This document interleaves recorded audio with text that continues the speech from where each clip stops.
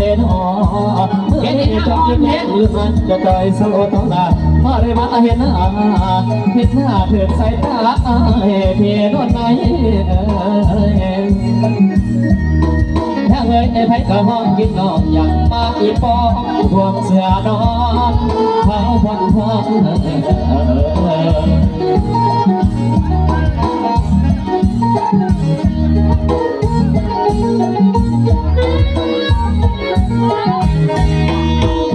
น้องกันเอาอยู่พุ่นอยู่พุ่นในสั่งก็กระทำกินยังทำไมมีที่เล่นดักเห็นให้หน้ากากหรือต้องมากลัวใครมองก็ได้แค่เงยมาใครมองใครแหกตาแพ้พวกทักเสือมาใครคือใครเข้าเนื้อเมาน้ำสูบเก่าบน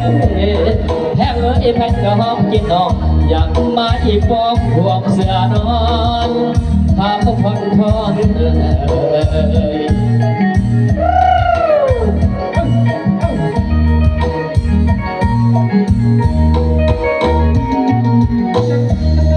เกี่ยวกันสารพัดละเกี่ยวกันเกี่ยวกันสารพัดละเกี่ยวกันเกี่ยวกันก่อนสารพัด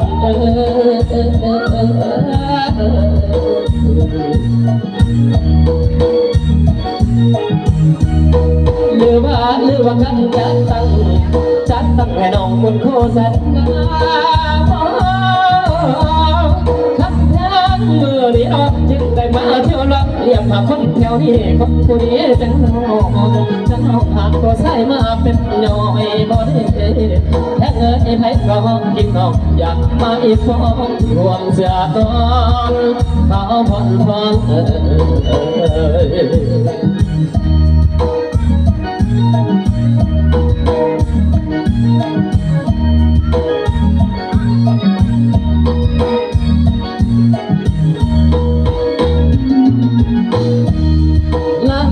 กำลังชอบเอาไป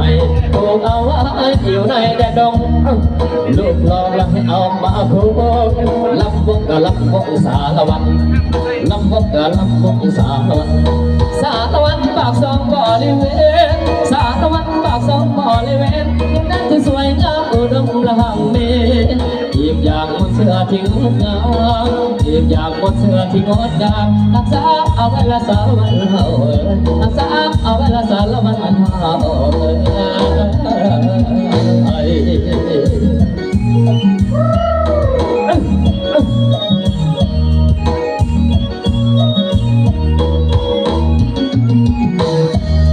เตี่ยลงสารวัตรเตี่ยลงสารวัตรเตี่ยลงก่อนสารวัตร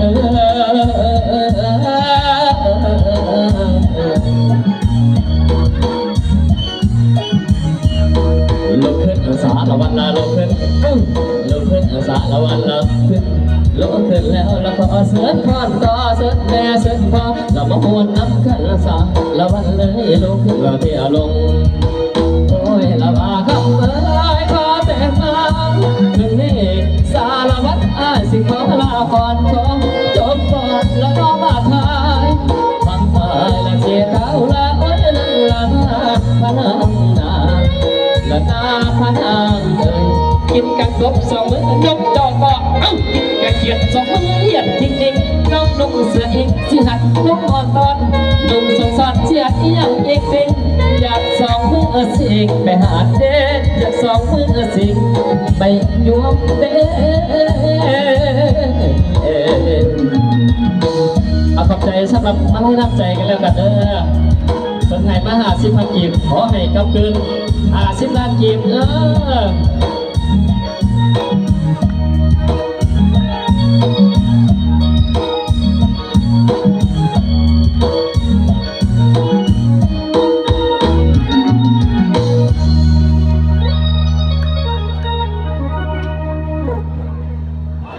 เอาผม